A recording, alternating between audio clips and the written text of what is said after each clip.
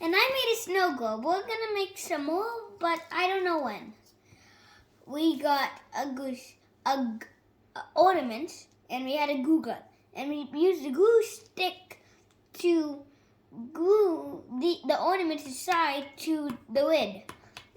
And you need a mason jar. Okay? And how it works. It's glue like this. Just heat it up. Just heat it up. And now we have the clear glue that we put in. Then the water, hot, warm water, not cold. Then we stir it with a spoon. I just don't have the spoon. We have different glitters. We use the water on top of the glue. Then we put the glitter, and then we mixed it with a spoon. Then we screw this on. Oh, the one more thing about the ornaments. We put it in the freezer.